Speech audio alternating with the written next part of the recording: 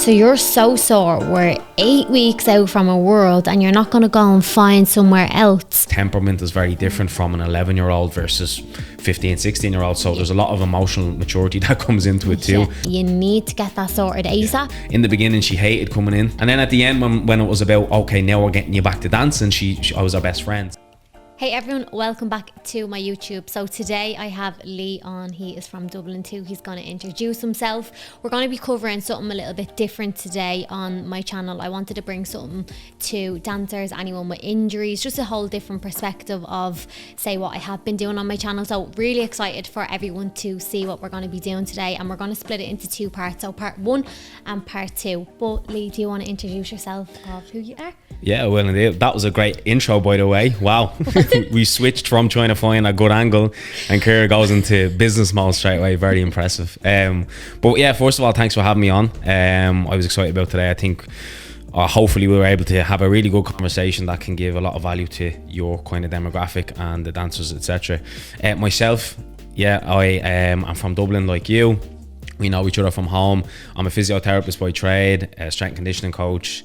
I've done Pilates. I moved to Dubai like over 2 years ago now, and I started my own online physio business last year. So I work with a lot of athletes, people who suffer from various different injuries. I have experience in private practice where I did more one-to-one, and yeah, I started probably one of the first online physio businesses last year, which is going great. And that's probably, I don't know how, it's always a weird one trying to describe yourself. It's like good. Trying to fill out like my bio on Facebook, what would I put in, and is that all right? Is that enough? That was good. That was good. We'll go with that. Yeah. So basically, for myself and Lee, obviously we're both from Dublin. We both kind of are like-minded. I've done physical therapy before as well. I've gotten treatment off Lee loads of times too. And we're both in Dubai, living here too. So we wanted to make this video as well to kind of give people a little bit of an insight that anything is possible. Like, we both didn't come from backgrounds where there was a lot, and we've built up and we're living here in Dubai. So just a little bit of a background on both of us. Everyone knows me. I've introduced myself loads of times on this channel. But the first thing I want to delve into in part 1 is injury. So this is obviously something that's going to come up a lot in the next couple of months and weeks, especially for the Irish dancers. That's a big part of like my market. So with the Irish dancers, there's different injuries like knees, ankles, people spraining everything a lot of the time, same ankles all the time. I just kind of wanted to go into, say, ankles, knees. Is there anything that you would say to Irish dancers that have to spend their time on their toes all the time? Like, it's not something that is natural that we have to do. Yeah, I mean, I suppose it's a broad enough topic to talk about. Obviously, you'll know more than I'll know, being a dancer yourself, about the type of injuries you probably would have struggled with in the past, and probably, again, the demographic of clients that you work with. And just to ask you, actually, because just so I know, what you're doing this for is for dancers that are training for Worlds now, mainly, is that right? Yes. So they're training for World Championships coming up in a few weeks. I've seen you teasing it over your Instagram. Yeah, so with the Irish dancers, I know a lot of girls that have got these type of injuries, even with my clients themselves, and the girls that are doing Zooms and stuff like that. So I just wanted to kind of give people a few tips and tricks and a few things that might help with education wise of things. Yeah, okay, Daddy, that sounds good. So look, again, like I said, it's very broad, yeah, in terms of injuries. But what I've looked into, and I've known, because I've known I was coming on here, I wanted to do a little bit of research to get an idea of what, as the more prevalent injuries in dancers, 80% of injuries that dancers suffer from are usually repetitive stress injuries. The other 20 or so percent will probably be traumatic, so like going over their ankles or landing awkwardly or falling, etc. So that tends to be the kind of numbers you're looking at in terms of percentages of what people are struggling with. Now, when we're talking about injuries specifically, I suppose there's a couple of ways that you can look at it, right? Prevention is always better than cure. So there's the management to try not get injured, and then there's the management after the injury happens. So I'm going to put it back to you in a question of, for you as someone who's danced, yeah, that's what from what I know, is what were the kind of main injuries you suffered from? Let's kind of work off that, and we can go into more specifics. Yeah, so To be honest, touch wood, I've been pretty good. I haven't really been bad over the dancing years. I've always worked on like strengthening up and stuff, but the main thing is ankles. So like rolling over that same ankle all the time. And this is going to come back to, say if we divide it again, like what you're saying, is a very broad topic, but let's go with someone who's between the age of say 9 and 13 who isn't going to be weight training. That's one example. And then someone that's on the age of say 15 to the 21s, and the two different types of, like, say, not remedies but like preventions and training and rehab of what you would do.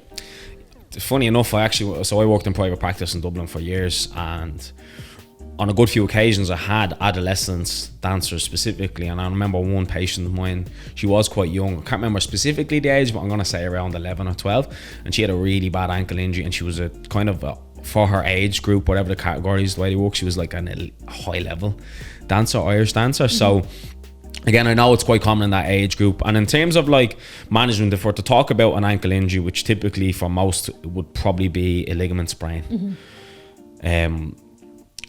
it's not necessarily that management strategies will differ in terms of, let's say, a 9 to a 15-year-old versus a 15-year-old to 20-year-old in the initial management. The initial management really is going to be about trying to assess the severity of the sprain, how bad the ligament damage is, and then again things like management of swelling, management of pain, return to activity. The same principles will apply, but how you'll apply them to the individual will differ, because temperament is very different from an 11-year-old versus 15, 16-year-old. So there's a lot of emotional maturity that comes into it too. And you can still argue that even the 15, 16, 17-year-olds aren't fully emotionally mature. So how I would typically manage it is I take it on an individual person by person basis. Now I will try give some broader tips to add value here, but if you're to look at, let's say, a kid, their temperament is very different. So you'll know this from probably working with very young dancers. The temperament is really different. So you need to try keep them engaged with rehab, because they just don't want to know about you. Like when she used to come in and see me, in the beginning she hated coming in.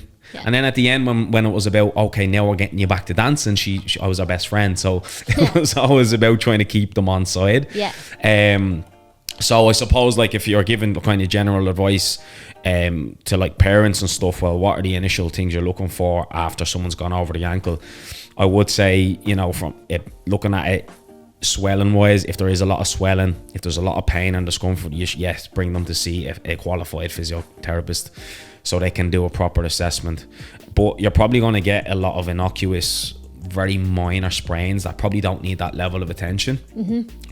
And initially, or before, you would have heard of the Rice method. Would you know what that is? Rest, ice, compression, elevation. So that's everyone's go-to with management of ankle sprains, right? Let's just stick on ankle sprains. It's more relevant. So that was the kind of age-old belief of that's what you do. You stick some ice in it, you elevate it, you compress it. That's you. There's a lot of development in that kind of line of research about how to manage acute soft tissue injuries. So that ankle sprain will fall in line there. And it's kind of changed the advice that we give now versus what used to be given. So that Rice method has kind of been discounted a little bit. So again, if you're not someone like me who's in this world, you probably won't be aware of that. So there's a new method that we are trying to go by now that's a little bit more up to date with evidence, and I'll explain why in a moment, but it's called Peace and Love.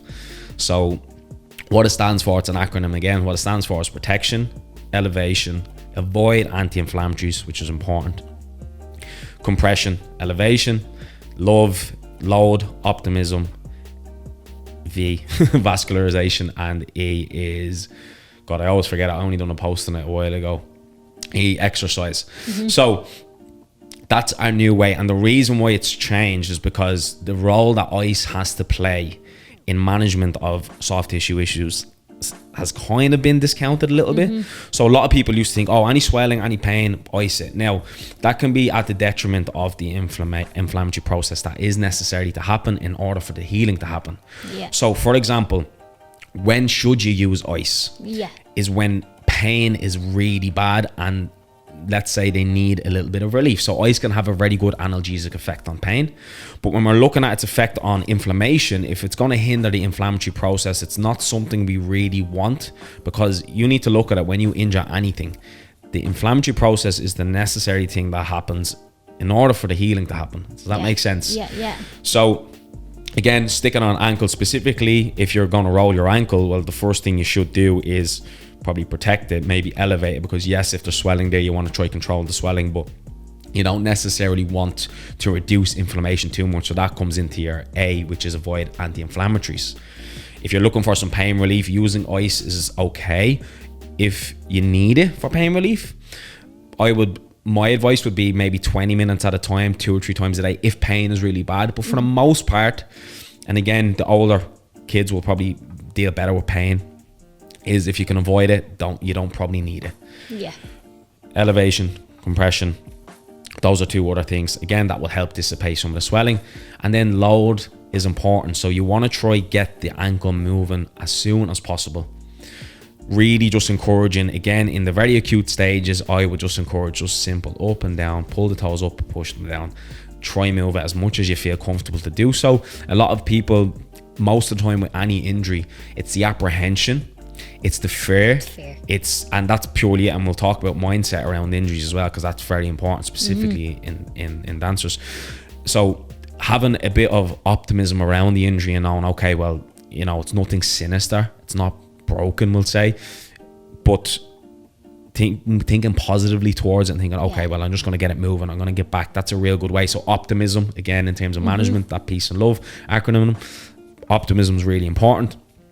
And then vascularization, again, it's just trying to increase like some blood flow to the area and movement of the fluid, so moving that ankle, and then exercise. So those are kind of my key tips now in terms of that initial management of any ankle injury. So that's kind of what you're looking at. In terms of like a rehab perspective, it always will come back to a few very simple steps for me. Number 1, regain range of motion. Number 2, start weight bearing. And if weight bearing can happen as early as possible, again, they're going to all this kind of has crossover. 2 is trying to build back some stability in the ankle and improve like that proprioception, which will be affected based off the injury. And then strength. So those are a few of the facets of initial rehab we kind of look at, but it will differ from person to person depending on the severity. Another thing with ankle injuries, again, I'm going to bounce from thing to thing here, because it's just, there's a few different things to talk about with recurring ankle injuries, and this is what you'll see a lot of. And again, like you said, a lot of your demographic would probably, that's the reason why you came to ankle, because they probably suffer from ankle sprains quite a lot. When you compromise the ligament in the ankle and it becomes slightly unstable, if you don't rehab it correctly, you're probably going to have issues down the line with it, which again comes back into that thought process of recurring ankle injuries. Why does this keep happening? Why does it keep going? I'm strapping it like, there's no tomorrow, but it keeps going over. Now, strapping isn't going to protect your ankle from going over. If it's going to go, it's likely going to go. If there's an instability there, the strapping doesn't necessarily do a whole bunch, despite popular belief. Strapping is mainly for this, to give you a little bit of confidence, but it's not actually a preventative measure for injuries. Unfortunately not. And unfortunately, we don't have great preventative measures for injuries. Otherwise, there'd be a lot less of them happening, which there probably isn't. But I think improving people's self-awareness about what to do when they have the injury, like I said, that reaction can be really helpful in terms of return to sport. But again, sticking on ankles and sticking on going over your ankle and spraining it, just make sure you give it the right amount of time and really rehab it correctly. The mistake people make is once pain goes and swelling goes, I don't have to do my exercises anymore. What's rehab? What, rehab? I don't like that. Doing them exercises. Boring. Yeah, and that's a fair point. Because a lot of the time it doesn't translate to the sport or to dancing specifically, and that in itself is probably the problem with the prescription, and not necessarily the problem with them not wanting to do it. So maybe the prescription needs to change, and that will be dependent on the level of the physio that's providing it, which sometimes isn't great, let's be fair to say. I'm probably being kind and saying that. Who you're going to. Do you know what I mean? Come to me. I'm joking. Joking. Physio coach. It's a physio coach. So like I said, look, there's loads of different ways to go about it, but what is it for you from your end? Because that's interesting. I didn't actually know that about you being a physical therapist, so I'm curious to know what your opinion of it is in general, because I know we kind of going off tangents here. Still good. Right, well, first of all, didn't know peace and love, never heard of that. I heard of rice, but I never actually heard of that new kind of method. There was something there that kind of I thought of in my head, and I'm like, I actually said to two of the girls that rolled their ankles, I was like, make sure that's strapped up all the time. And you put the two girls side by side, and it must be a mindset type of thing, alright? Because the girl that didn't have her ankle strapped up, for example, goes over all the time, goes over again, did you have that strapped up that time? No, I forgot. So there's something in there, like I know you're saying that it doesn't aid it, but there's something that's giving us some sort of protection, that it gives them that extra, right, I'm safe now and I'm okay. But do you think that maybe comes back to not training it in properly after getting the injury and thinking I'm okay, but you haven't actually trained yourself back in? Depends. I think, look, me saying that strapping your ankle won't protect you from going over on it directly doesn't mean, I don't mean it in the sense of it's useless. I just mean that if you're going over your ankle, or if it's an unstable ankle, it's going to happen. Regardless. And this has been shown. However, I do think there's a place for it to still, especially in that adolescent group, because it gives them that security mentally, which is very important. So someone's confidence and someone's, like self-belief on the perception of how fit they are, let's say, to perform, it's very important. Despite what it's doing, whether that's physiological or purely mental or purely psychological, I would argue that it can be just as beneficial, even if it's not physiological and it's mainly psychological, in terms of them helping them. So it's not that I wouldn't say it's useless, but if we're to be objective and look at the science, it's probably not preventing ankle injuries or preventing them from redoing their ankle. And that's the kind of distinction I want to make. The second point is, well, like I said, if we're coming back to, well, why are they keep on doing their ankle? They probably haven't got themselves back to a certain level where their ankle is very stable again. There's two sides to that. Like I said, going back into dancing within itself and the skill of that will naturally train your ankle, because it's going to demand a lot of force on it, right? As you know more than I do. Landing on the toe, being able to distribute force. So if you've injured that and you've compromised that structure, again, the rate of recurrence is very high. It's like 70% when you go over your ankle, the chances of you doing it again. So that in itself is across the board. But I always say to people, well, give yourself the best possible chance of it not happening again. And in my belief is, if you can get it really strong, if you can improve the stability, and if you can like work on dynamic balance, etc., things like that, force distribution, speed when you're moving, I think you'll do way better. But again, it's not just physiologically, psychologically, because confidence will improve. And I do think when we're looking at trying to help someone prevent an injury or recover from an injury, that confidence side is absolutely probably the most important aspect of it, in my opinion. Yeah, definitely. And especially with confidence and having, say, if you go over, you're thinking, please stay up. Even as a teacher, you're looking and you're like, please stay up on your feet. Like, I know there's girls into dancing and they're probably going to be watching this, and I know, I'm like, when they come out on the floor, I'm like, please stay up on your feet, please stay up on your feet. But it's the same thing. It's coming down to, say, for example, well, the ankle is grand, it's not swollen anymore, I don't really need physio, I'm all good. But then again, you're not looking at the tiny little things that everyone kind of overpasses, and that's training it back in and actually doing the balancing work, and those little things like the calf raises at the end of your stairs that your physio tells you to do, or mobility and the range of it. Because we actually, not like for the dancing, you stand with your feet whichever way your hips and stuff like that are aligned, but with dancing your feet have to be overly turned out, so that's obviously coming from the hip all the way down. But you have to have strength on the side of those ligaments as well to have that pull too, and to have that strength in the foot. So I do feel like if you're not training it back in, you notice yourself when you have an injury. When I hurt mine and I wasn't moving, I was like, oh God. And you're like, how do you get that full range of movement? I definitely think moving it again, and that's what a lot of people are saying, nearly do more than actually doing nothing anymore. Well, 100%. I mean, look, we're talking about probably the highest level of Irish dancing. Is that fair to say? Competitive top, like anyone that's competing in world championships, something like that. You know yourself, if you're a beginner, you're going to take a couple of weeks off until you're 100%, which is crazy, because look at the beginners, they they'll say, oh, do you know what, I won't fesh this weekend, I won't go to dancing, I'm all good. But the competitive, no, I don't feel that.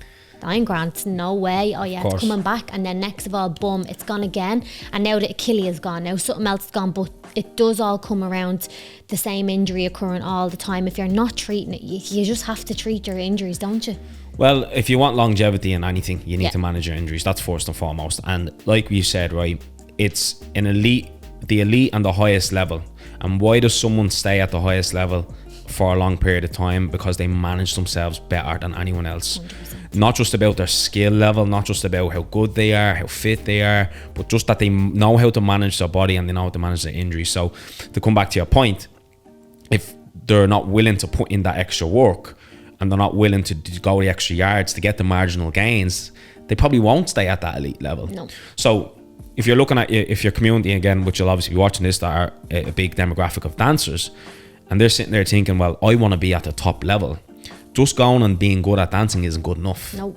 And I'm sure you can attest to that more than I can. Again, I'm not an Irish dancer, you know. I do like a boogie myself, but I'm not an Irish dancer. So, look, in terms of, like I said, separating yourself from good to elite, it's not just about being good and talented. You need to be working hard. And what working hard in the sense of injuries will look like is, if you have recurrent ankle injuries and you're not doing something quite frequently to make sure your ankles are bulletproof, you're doing yourself a disservice. Do you know what I mean? And now, it's not that you need to know how to do that, but maybe you need to consult with someone who does. Seek professional advice. Get professional help. You know, that may be a physio, that may be strength and conditioning coach, that may be someone exactly like you who has that background.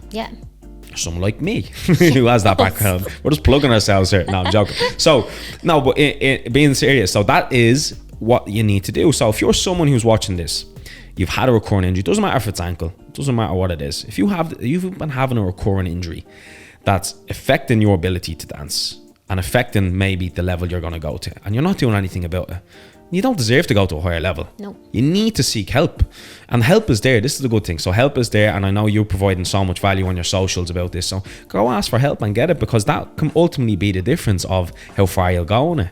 And any person in any sport that does really well, and like I said, they'll take it more serious, the stuff that's not just got to do with turning up and dancing per se, but all the stuff outside of it. Do you know what I mean? And that makes me think as well, right? Let's all think about world champs. And everyone's like, how do they never get injured? When they feel a niggle, they're gone straight away. Like, they're booked in the next day for physio. Anyone else that's like, like, I have a girl, and I said to her, did you get that sorted? As in shin splints going on a long time.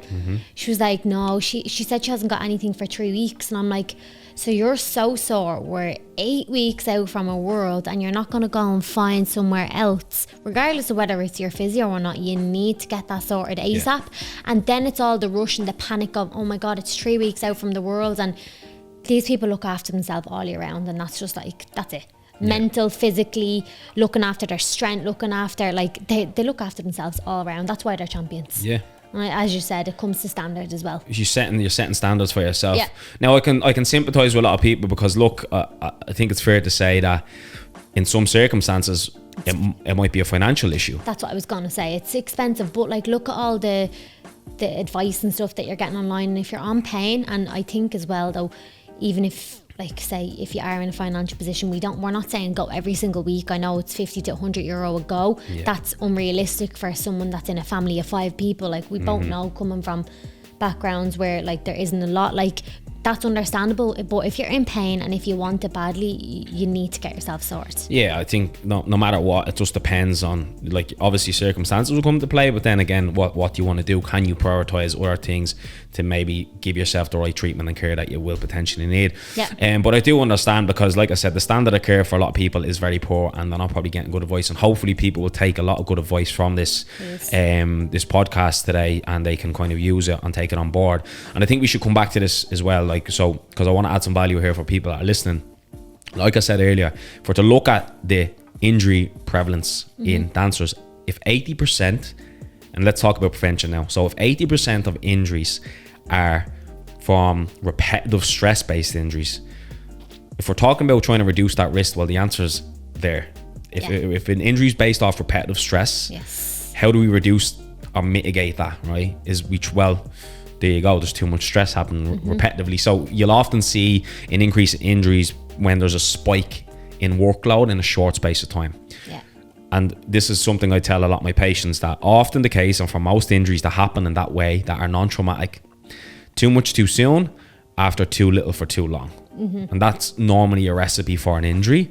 Now, also that can still be just too much too soon, and your body's not capable to adapt to the stress. Something gives. You mentioned shin splints there. Shin splints is a repetitive stress injury. Yeah. Achilles tendonitis, repetitive stress injury.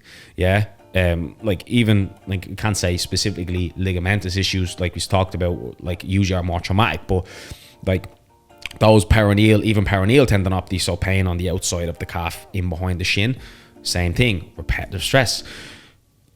Knees, you mentioned. Knees. So it's cartilage. There are things that you can't actually. So look, again, repetitive stress. So, okay, well, how do I manage that? You need to manage the volume and the workload. This is the tricky part about, because everyone wants to, especially when you can attest to this, when the worlds are coming up, so hard. We want to train, and it's all about getting in practice. Now, that's great. However, there's where probably the issue is lying, right in front of your face, that the workload is too much for someone to adapt to, and then things start to break down. So what do you need to do? Because I guarantee if you put 10 girls in this room, they're all going to laugh at me and say, we don't want to know. Yeah, I don't care. Lee, I'm still going to practice. What are you talking about? That's fine. And I know that I'm someone who's from a sporting background. Yeah. I played through injuries stupidly enough, and I know it's someone going to have to stretch me off the pitch before I'm leaving it. Oh, so yeah. That resonates. So what can you do? Because that doesn't really leave people in a position to help them. Yeah. If it almost can make it sound like, well, if you keep doing it, you're going to get injured. Yeah. There is other ways to kind of mitigate and manage injuries, and kind of my top tips is everything else you're doing outside of the dancing, you need to be meticulous with. Yes. And what does that look like from a recovery standpoint? Well, that's going to look like, what is your sleep hygiene like? That's going to look like your nutrition, how you're managing stress in general. Now, if we're talking specifically dancers coming up to a competition, there's going to be a lot of emotional stress.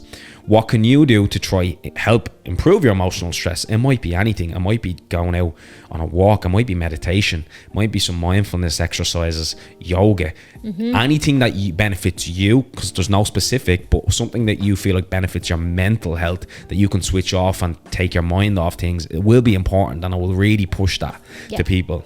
Sleep is another one. So if I'm going to say what my number one thing for recovery is, it's sleep. Sleep is like, not all these gimmicks, not massage guns, not fucking foam rollers, not even like saunas and infrared saunas, all these gimmicks. Sleep is your number one rest recovery. So looking at your sleep hygiene, eat little things, being on your phone before you go to bed, trying to switch off electronics maybe an hour before bed, trying to cut caffeine out of your system before, probably, about 8 hours before you're probably going to go to sleep. So typically for people around 2 to 3 o'clock in the day, is try not caffeinate after that time.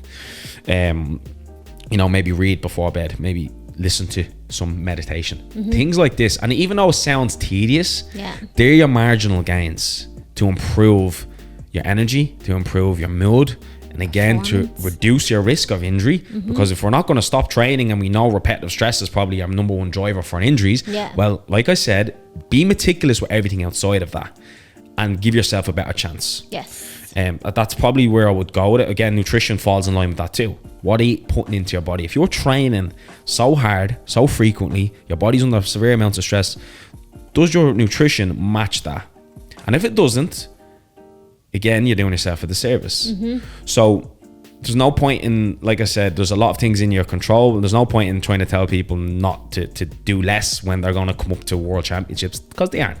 Do you know what I mean? What's your experience with because you have clients that are training, so what's your experience on your end as a coach that deals with it? What kind of the main barriers you find you're coming against? So I know straight away, anyone that's listening to this, they're going to be like, I have class 5-6 days a week. I practice at home myself.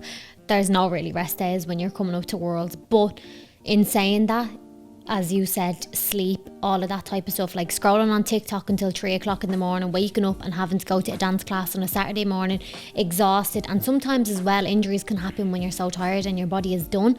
This is where it can happen. It's like one day, like there was nothing going on the whole week, but say that night or the 2 nights before, you've been up on your phone all night, for example, you wake up, you're exhausted, going to dance, and you probably haven't hydrated either, and you went and you didn't have any food. The legs go, the body goes, and that's where the ankle goes. And it's like, well, nothing has ever happened to me before like that. So be mindful of these like little tips and tricks that we're definitely given. It's not, there's no magic or anything, but these are tiny little things that people don't really listen to. They think it's airy fairy. It's just like, they want the gimmicks. This is what you have to do, and it's like, give me the massage gun, you see them all on the side. No, you have to look at yourself and your body, and same thing, everything around you as well. There was another thing that I was going to touch on there, like obviously shin splints, like that's a major one for dancers, and I know a lot of girls suffer with it.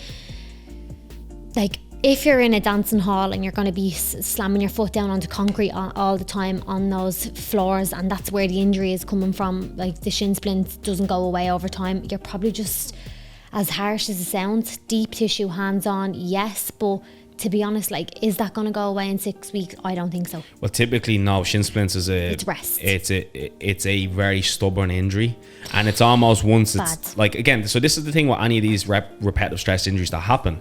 When they happen, the recovery time isn't fast. They don't recover quickly because they've been building in the background for however long, and they usually take probably double that time to recover. So shin splints more specifically, like in my experience of dealing with it, it's very stubborn, very hard to get people to do it, and you need to be very careful with that type of injury, because if it progresses, you can have things like stress fractures and stuff like that as well, and that's not what you want. So you have to be mindful of them injuries, and again, like trying to get it assessed and looked at as soon as possible to get some real good advice and management strategies that you can do, will help. And look, if things like deep tissue work and massage and manual treatments give you some form of relief, that's fine, there's nothing wrong with that. But you need to realize that any of these hands-on treatments, any of these manual therapies will only provide very short-term relief to whatever that issue is. Now that might be beneficial for someone who's a few days out from competing. Of course. Absolutely fine. Get whatever you need. Jump in the ice baths if you want. Use the foam roller if you need to. Get the massage gun out. Whatever it needs around that time, perfect. But we're talking on a grander term, like not just 6 weeks. Not just in that period. Management has to be very different. You have to be smart. So like normally for me, what I look at with people with shin splints initially is, and it's a great way to kind of see their output, is not specifically dancers but in general, is their step counts. Can we reduce that step count? Yes. And let that be our first kind of measure of trying to reduce that amount of contact with the floor to allow things to calm down a little bit. Now it's not about jumping off your feet completely, because you might rest completely and have what you think is a resolution of symptoms because you've completely rested, and then you go straight back in the deep end. So this is often the problem people face with repetitive injuries, because when it gets to the point where pain is really bad, they will completely rest, and then they go, when they feel like, oh, my pain is gone, they go straight back in. So you need to think of it like this: whatever it is, let's just say it's your shins, has a certain amount of capacity to take a certain amount of stress. When that stress is exceeded and something starts to give, and let's say you develop that pain, that's when the capacity starts to reduce. So you might rest and that pain goes down, but the capacity is still where it was, and it's not as high as it used to be. So you go back in thinking, pain's gone, I'm going to go back to doing what it was. So you're going in at a higher end. The capacity is still lower than it was before the injury happened. So you can see where the problem starts to lie, because you're always going to exceed that capacity. So this is why you need to be mindful about your re-entry. And I talk about this loads, is entry points are very important. I'm not a fan of rest. I like modifications, right? Reducing things, but not complete rest. In some cases, yes, but most cases, no. Specifically if they're active, specifically if they're a dancer. Any dancer that I've ever worked with before, for, again, similar injuries, it's not about, well, we can't get you to stop completely if we can help it, but we need to keep you active to some degree, because what happens when you need to get back dancing, we need to make sure that your entry point hasn't been, I've been on the couch for a few days and now I'm going straight back into a 3-hour rehearsal. So this is the point. So just make sure that if you are suffering injury, to be mindful that if you do take a few days rest, you're really easing yourself back in. But within those rest days, I would be as active as possible, that and where pain allows you to be. So again, sitting on the couch, popping the feet up, maybe great for an hour or two, but not for a day or two. That's probably what I would say for people who probably will take that approach. And again, it comes back to the mindset. I was going to say. It purely comes back to your mindset, because panic stations, and again, I want to hear your side of this, because you'll have dealt with this first in hand in there. So, but the panic stations, the catastrophizing, the negativity, the doubt, all that creeps in, which I can empathize with, because I think dancers, and it's very fair to say, like, dance is probably one of the purest forms of self-expression. So people that dance, their whole identity is entwined with dancing, performance and expressing themselves. So if that's kind of compromised or taken away from an injury, that's where the doubt creeps in, the catastrophizing, the panic mode, and I can understand that. But sometimes you need to take that step back, give yourself a bit more perspective, and to try pull yourself out of that mindset. And it by no means is easy. It's easy for me to say this on this mic, and it was easy for me to say this to patients. I know it's not easy, but for some people, if you can pull yourself out of that mindset and try keep a level head, that will ultimately serve you better when it comes back to going out and doing your routines or getting back to rehearsals and stuff, you know. But yeah, I want to hear, so what have you kind of dealt with dealing in that sense? Because I'm sure you've seen it probably even on the day of a show, someone having that injury. So what's that been like for you? I think as well, it throws you off straight away. So little slip, little tip, anything like that, and you're like, And if you literally just program, you see a lot of people, like for example myself, say I done a little bit of a slip or I went slightly over, I won't limp, I won't even show any sort of pain until I get down to my seat. I'll take my water and I'll go outside by myself with my mum. I'm like, don't say anything. If you're sitting there and you're having a cry and you're making a scene and everyone is coming over to you and bringing all this negative energy over, and they're like, oh my God, are you okay? Even though some people are delighted that you absolutely fell. Like, let's be real, like there's a lot of people that are like, she's gone, she's out, and that instantly doubts you. That's like, I'm going up for round 2, what is the point? You need to have a strong mindset. You need to have that resilient mindset when you're going back up for second round to say, do you know what, like, I'm okay. Because sometimes when you have a little tiff, you're like, oh my God, forget about it. But it might not even be that bad. But so this is probably a better question, because I know you, and I know you're a very strong-minded woman. Yeah. But a lot of girls won't be. So to your point that you need to try have that resilience, that mental strength. How does a young girl build that when they wouldn't have it at the start? Where do you go from getting that? Because I know, like I said, I know you. I know what you're like. You have that mind, but not everyone does. Yeah. So where's your starting point with that? So same thing. It will depend. It will depend on age. Yeah. So any kids, anyone like that, to be honest, they're going to react differently anyways. That's just emotion. They're going to come down. There's going to be tears anyways. If you're a baby, you're going to cry. Yeah. It's normal. You're after falling on stage in front of everyone and you're just like, I'm not doing this. I'm not going back up there. That's okay. Anyone that's a little bit older and is kind of on the same lines as myself, but kind of not confident, not 100%. You might be a great dancer, but the same thing. I would say be prepared for things like that will happen on the day. It is not going to go smoothly. Something will happen. Like, yeah, you might have 3 good rounds, but it's easy, as you said, for me to sit here and just go, okay, right, well, you're grand, you're a strong mindset, I can flip it or whatever. But for instance, what I would do is put on a brave face on that stage. So if you are going to go over on that foot, or if you feel that something going tight, do not show it. Like, that would be my first tip. I would say you perform to your utmost best. You give it everything you have. You walk back to that line when you're finished, when the music goes off, and you pretend that nothing happened. Fake it till you make it. Yeah. That's what you do when you're in dancing. You have to. If you go back and you're limping and you're like standing there, straight away, I'm a judge, I'm marking you down, you had a fall. If you can fake it, like, I know it might be hard and you're like, oh my God, suck it up till you get back to the line. Put a smile on when you get back there and off you go. Have your cry when you get down, go to the toilet. Another thing I'd say is when you get down, you know in your head that everyone's going to be like, oh my God, are you okay? Are you okay? If it was noticeable. If you only felt it, and this is important, that like, say someone's seen you slip, listen, there's nothing you can do. That's after happening. Everyone's seen it with their own eyes. But say, for example, you only felt it. Like, that's different. No one can feel your pain. No one knows what you're feeling. No one knows what I'm feeling. So for what I'm feeling, it could have been like, oh God, what was that? Or, oh my God, I'm in a lot of pain. Don't show it. I wouldn't, because the same thing, people are going to come over, your teacher's going to be asking you what's going on, and instantly you're shut down. You're like questioning yourself, what's going on? Oh my God, I have to get back up there. I'm out. So I would say definitely just hold off on that, and same thing, just build up a barrier of staying strong on that actual day.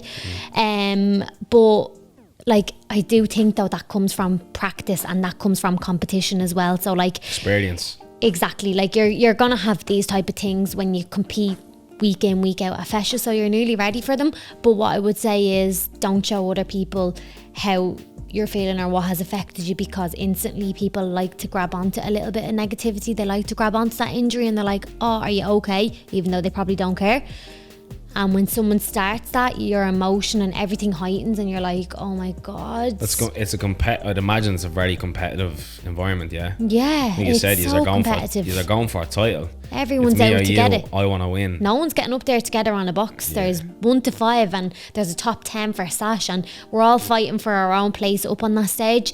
But I would say you need to put yourself into a bubble on dance day. Like, your dance day bubble is your own. My dance day bubble, just don't come near me, forget about it. Like, I am a walking nightmare. My mum used to be tiptoeing around the hotel room being like, I'd be like, don't something dropped. I'm like, ugh. But that's the way I deal with it. But when I leave that hotel room, I know going down there that everyone's going to be looking before I even put my dress on, that I'm like, I'm ready. I'm in doing my warm up. I'm after doing my stretch. I'm performed and I'm ready to go.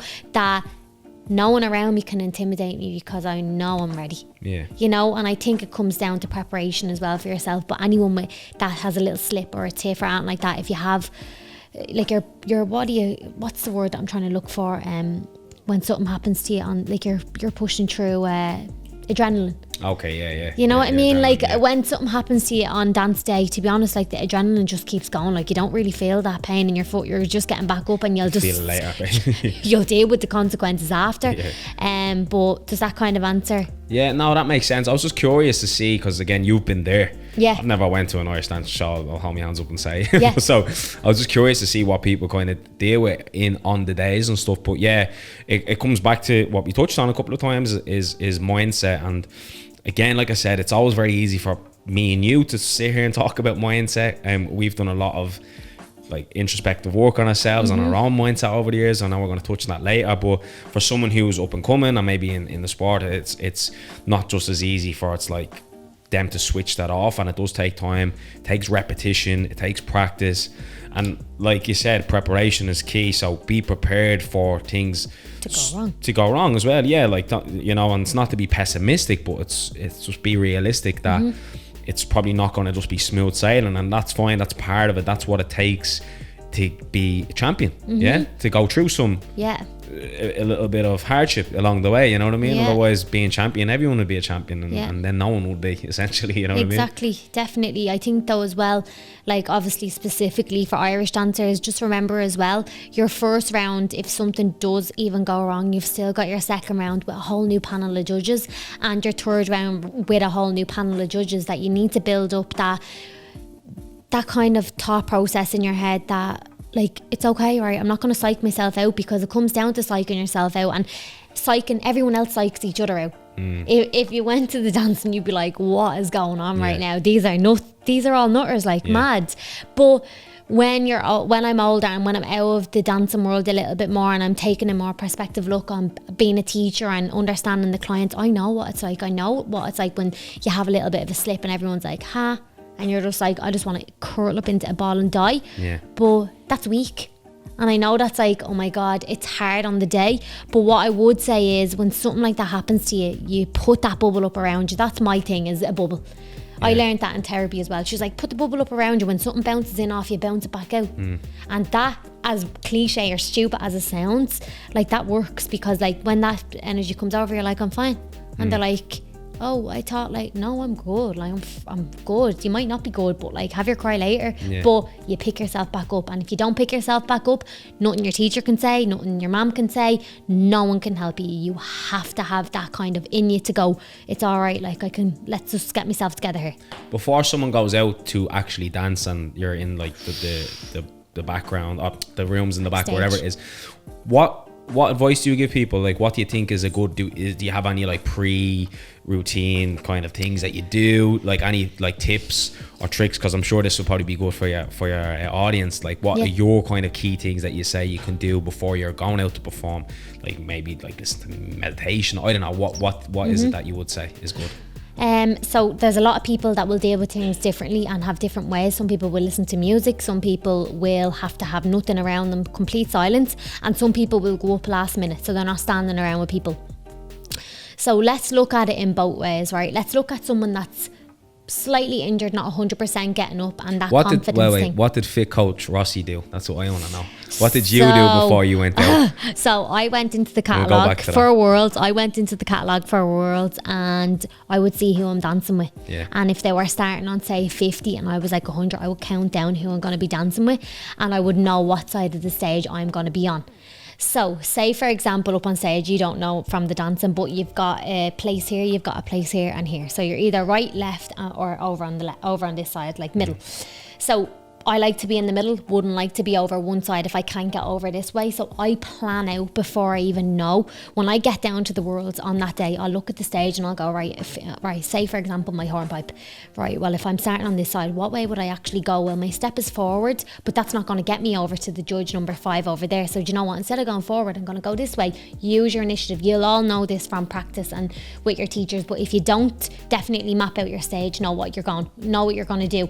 Same thing, be aware of whatever way that girl is going beside you. I always say to the girl, like, can we walk it? Like, can we go through it? And they're like, what? And I'm like, yeah, I need to go through the whole dance with you. Right, well, I'm going this way too. All right, well, I'll go in front or you go behind. I always say I'm going in front. I'm like, yeah, I'll go in front. Yeah. She's like, okay. And then side stage, you'll always feel it. Like, I know what it's like. It's that sick feeling in your stomach. It's like, your heart, your hands are sweaty. You're like, adrenaline. Oh my God, I'm after forgetting what I'm even doing. What dance am I doing? Trust me, it will all come to you. What I would say is, same thing, put the bubble up. Don't listen to whoever's beside you or whoever's in front of you, because more than likely it's a sight game. I've seen it. I've been in it. I know what it's like. Everyone's like, I'm shitting at you. Yeah. No, I'm fresh. Like, I'm ready to go. Like, come at me with that negativity. I've been exactly like, leave your bubble up around you. And I always just zone out when I'm side stage. So what I would have done was went up. I'd be cool as a cucumber because it freaks people out. They're like, I'm like, why are you leaping? Why are you jumping? I'm warm hours. Like, I'm good to go. You know, like, be that professional head. Like, be the person side stage that everyone's like, she's calm as a cucumber, not like, because then the person that's dancing with you is like, what? This one, you know? So I would definitely say mindset, putting up your bubble, being confident, knowing your stage and just owning it. You cannot leave anything behind. Do not take it easy. You come off that stage. I used to say to the girls, don't come off that stage until you can't walk. Yeah. Like, I want to see you leave everything behind. And I used to literally be the only person say that wouldn't die. Like, my stamina was like up here. I could have went up and done it twice, you know. But yeah, that's what I would definitely say. I think that's great advice. I think, like, you touched on it a lot. It's to give yourself any sort of competitive edge when you're going up against people in that sort of like pressure cooker environment, which I'm sure it is, you know, is key for a lot of people. But that's really interesting. So, and again, I'm not going to ask you those questions, but I'm curious now, because you work with these dancers as a coach. What does that look like from a coaching perspective? What's your main focus? I've obviously seen them on a different spectrum of the injury side. What does the coaching side look like? What are the things you focus on? I'm curious. You'd be surprised. Food and hydration. Yeah. For dancers, they can do the practice, they can do the workouts, they'll be up, not a bother. That's all fine. But when it comes down to hydration, it's like, do you drink water? Like, no, not really. Like, I might sip on it and I'm like, right, cramping all the time, loads of different things. And then I look at their food and I'm like, a lot of dancers will have literally no protein in their diet. Some of them are scared of carbs because they want to get up on dance day and be the smallest. Some people are like, I think just swapping there, like, anyone that's coming to me for a world championship or for dancing, I'll focus on any sort of weaknesses. So I'll really isolate some things. I'll work on, say, exciting things as well, like, say, pre-routine. So your warm-up, a lot of people think like a few jumping jacks, a few things here and there. I always think as well, get the skipping rope out, get the vibes going, you know, like really kind of get yourself into the zone for a session. And then the same thing comes down to food as well. So like what they're actually eating, are they hydrating? And it can be hard as well because you've got kids and you don't want to be putting calories and numbers into kids either. So I won't even do that. I'll just be like, these are your meals. Obviously mums and stuff will be buying the food shop. It's going to be different. It's for babies and stuff, or for kids up as far as say 12, 13. Anyone above that, definitely getting some sort of routine in place where they're like, this is my food, this is my training, these are my rest days, this is my dancing days. And once all of that kind of comes together, like the dancers are deadly. They're really good. Like they'll have the splits for you in a couple of weeks. They'll be bang on point. They'll be winning every fesh. Like I have to admit, I really, really, really enjoy training dancers. And it's even more rewarding when they win, or when they're like up there where they wanted and they're like, Ciara, I genuinely couldn't have done this without strengthening up my body. And people think it's just practice all the time, but what about building and strengthening? And I know we said we'd look at something like that as well. Say for example, kids, you said it could be banded, it could be weighted, it doesn't matter. It's all different form of like say training, endurance, and your body only knows what stress is. Your body doesn't know the difference between bands and dumbbells. It only knows stress. So again, if you want to create adaptations to get stronger, you need to provide a certain amount of stress on the body. And to come back to exactly what you just said, and in the different term that I like to use, is prepare your body for what you're asking it to do. If you are in a sport, or if you're in anything that involves you needing to be physically active in whatever way it is, how can you best prepare your body to do that? And we said it before, you know, outside of just learning the techniques and learning the skill of dancing, which is one kind of facet of it, there's so many other things that you can look at. And if you can look at, let's say, the strength and conditioning side, how can I strengthen my body and condition it to be ready to perform this skill that I've also learned, you know, and to try uplift that skill. So like it comes back to your point, and this all ties in together with injury prevention, because for someone whose body is probably more prepared for the sport, they're probably less likely to get injured than someone who isn't physically able for the demands that they're about to place on their body. And again, too much too soon after too little too long is your recipe for disaster. If your body's not prepared to take this stress that you're about to put on it, something probably is going to give at some point. So I really like the model that you have of coaching dancers, and like people probably might have had this perception before of like, I don't know if they did or didn't, you can tell me, but I don't know if I need a coach for this. What would a coach give me? I go to my classes 6 days a week, so why would I need external stuff? But to provide that value around nutrition, about the accessory strengthening work that they could and probably should be doing, the hydration, the managing the stresses, will benefit them massively. As you just said, the girls that you've worked with, and you can speak this from your experience with your clients, have probably gone on leaps and bounds from doing programs with you. Am I right in saying that? Again, you can tell me if I'm wrong. 100%. And like my main thing here is that's ringing a bell, is rewiring your mindset. So say for example, someone's coming and mom's after explaining to me that there's this weakness here or whatever, a couple of weeks down the line, after working on say the muscles that we're targeting, or full overall, whatever it is. For dancers it normally is an upper body, lower body, it's a full mix, that there's no injury there anymore, and that they're all good, and that they've been going to their physio and they're actually winning, and they're doing this and they're doing that. And the same thing as well, building back up that confidence. So say for example you have a really good dancer and they're not able to train for a while, that can affect them very mentally as well, and that's something that I want people to listen to as well, that it's okay to get injured, you know, like we're not meant to have a smooth run. I've had an ankle injury, and I'm not joking with you, when I had that ankle injury I was devastated. Even with my back, what do I do to you? What do I bring straight away to you? And you're like, it's not even bad, Ciara. And I'm like, no, Lee, I'm like, I know I can feel it. When I feel something now, I'm like, this is my body, this is my work, this is my tool, this is my job. It's your identity. Slot me in. Like I want to look after myself to the utmost best. That's why I eat really well. That's why I nourish my body with good food, water.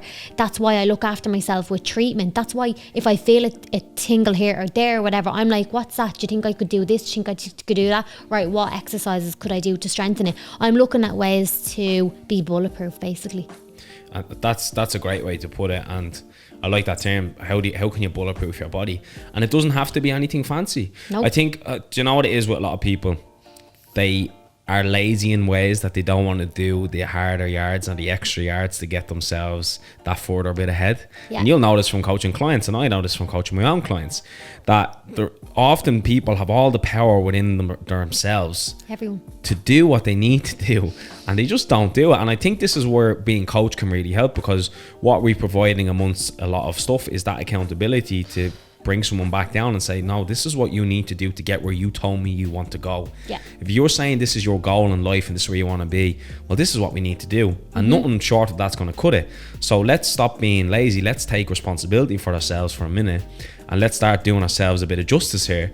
You know, give yourself the best chance. Prepare your body for what you're asking it to do. You don't need to know it all, but you can get the help. You, like, again, for a lot of people who are starting off their dancing and they're learning how to dance, like, first and foremost, like, make sure you're enjoying it, make sure you're having fun. And then if you really want to step it up a few gears, what else can I do? Well, maybe I could do some strengthening work outside of this. Maybe I'll look at what I'm eating a little bit more. Maybe I'll look at my sleep and see if I'm getting, and then, you know, you're just turning a few dials. And after a period of time of a few weeks, maybe even months, you'll notice your body is so much more capable, and that enjoyment of what you're doing will automatically improve. And this is not just dancing, this is everything. This is fitness. We're about fitness, like, you know, coaches as well, and this is everything. So as that improves, confidence improves, your enjoyment improves, your perceived sense of self starts to improve, so your self-efficacy is getting better. And it's so important. And like, there'll probably be people that are listening to this that maybe haven't started the journey, and maybe will want to start and don't know their entry point and don't know how to, ask. You know, hopefully you take some value from this, and there might be some things that you can take from a mindset side of things that might help you start. But sometimes you just need to ask someone, say, do you know what, I'd love you to show me the path. You know, because you've walked down the road. And look, let's talk ego. Don't need help. I ain't good. I'm a coach, you're a coach, we both have coaches, we both invest into our education, we both want to be, we're both here providing value for anyone that's listening, that, like, you need to actually look at yourself and say, maybe I actually do need the help in that. Or do you know what, like, majority of the time, 99% of the time, everyone has room for improvement. Everyone, like, I love that ego. That's ego. It's like, don't need help. That's a lovely segue to ego. If you're not where you want to be, right, and if you've not achieved all your goals you have set, and if you're arrogant enough to sit there and say, well, I don't need help, you really need to take a hard look at yourself. Seriously. So why would you not want help is my way I look at it. You know, you get this with people, like you said, from a coach perspective, I don't need a coach, I know how to train. We both have, like, years and years and years, like, so much wealth of experience, but we both have coaches.